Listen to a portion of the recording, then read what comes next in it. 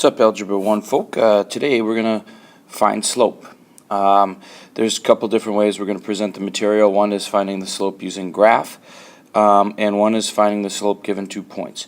Now what we need to do is do what we've been doing for rate of change this whole week. We have to find out the change in the y values, find out the change in the x values, and put it as a fraction. Remember, our symbol that we're using is the change in the y over change in the x.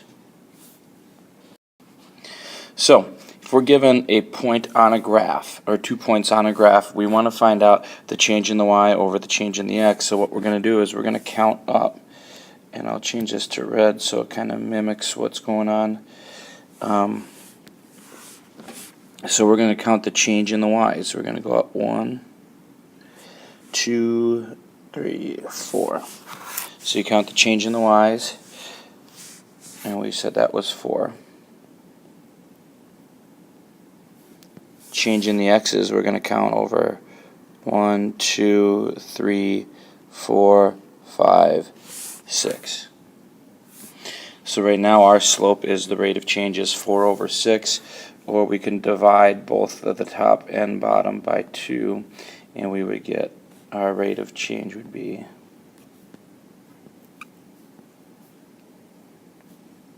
2 over 3. Alright, go ahead, you try this one. Find the change in the y's over the change in the x's. So pause the video quick and try this one on your own. Alright, well here's what we're going to do. We're going to find out the change in the y's. So we're going to go down 1, 2, 3, 4. So since we were going down, or in the negative direction, we're going to use negative 4.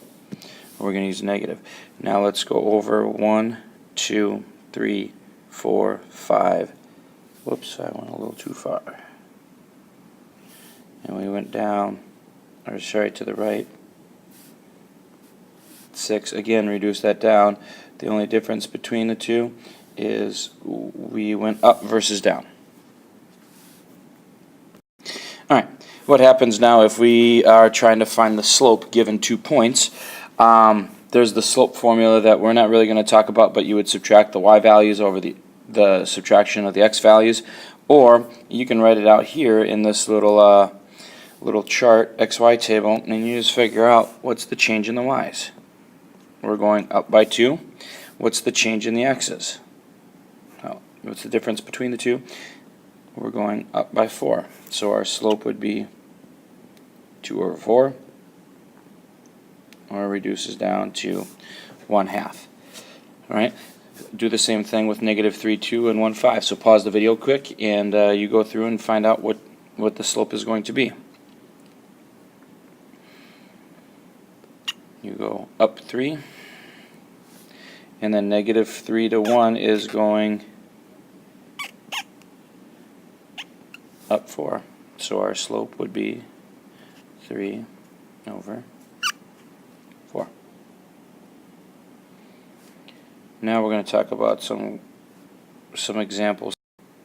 Alright, here's some special cases with finding slopes. So let's go ahead and find our slopes. Find the change in the y, we have positive 5. Find the change in the x, and this is a weird case because we have a change of 0.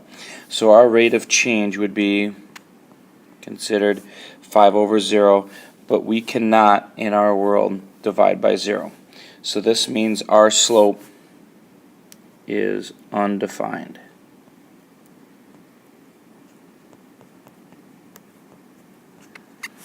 Right, graphically what that's going to look like is a line that goes straight up and down.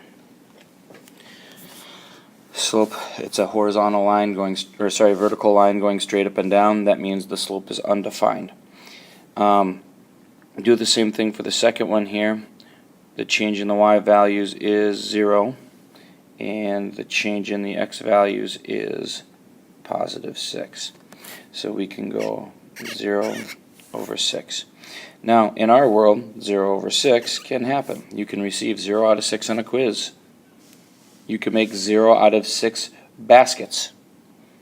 It does happen where 0 is on the top. So our slope, then when 0 is on the top, is 0. graphically what that's going to look like.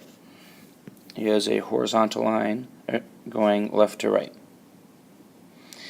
Alright guys, come to class tomorrow with some questions, and have a great night.